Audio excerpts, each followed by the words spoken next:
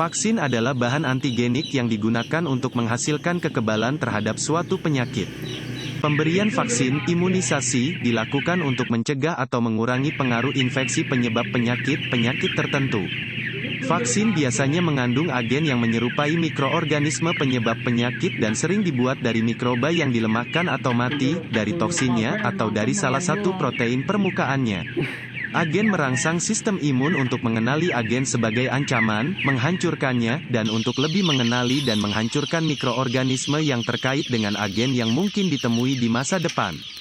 Vaksin dapat bersifat profilaksis, misalnya untuk mencegah atau memperbaiki efek infeksi di masa depan oleh patogen alami atau liar, atau terapeutik, misalnya vaksin terhadap kanker.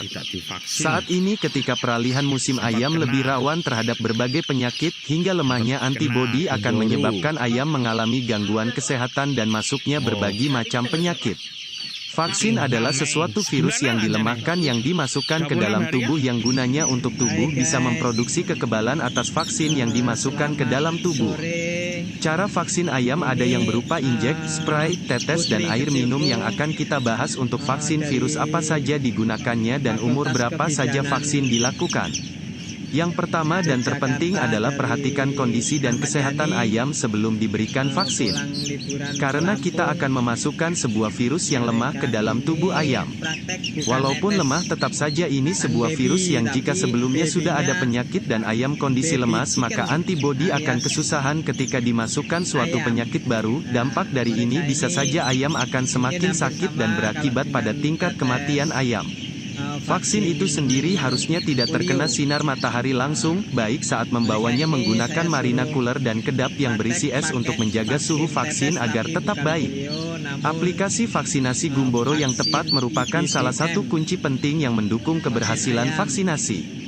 Untuk mendapatkan hasil yang optimal, vaksin Gumboro aktif seperti Medivac Gumboro A maupun Medivac Gumboro B bisa diberikan via tetes mulut, cekok, ataupun air minum.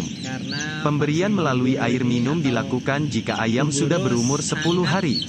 Selain itu, pemberian vaksin bisa diberikan paling lambat 2 minggu sebelum umur serangan sesuai sejarah kasus Gumboro. Namun untuk memperoleh tingkat kekebalan yang optimal sebaiknya masing-masing ayam mendapatkan 1 dosis penuh sehingga lebih baik diberikan melalui tetes mulut. Saat pemakaian vaksin aktif seperti vaksin Gumboro, hal yang perlu diperhatikan adalah virus vaksin harus segera menemukan sel inang, masuk ke dalam tubuh ayam, terutama setelah dilarutkan, karena mikroorganisme di dalam vaksin hanya dilemahkan. Oleh karena itu, vaksin harus habis terkonsumsi dalam waktu 2 jam. Setelah vaksin diberikan, maka virus akan menuju ke target organ kekebalan untuk bermultiplikasi, kemudian menuju ke target organ limfoid untuk menggertak pembentukan kekebalan.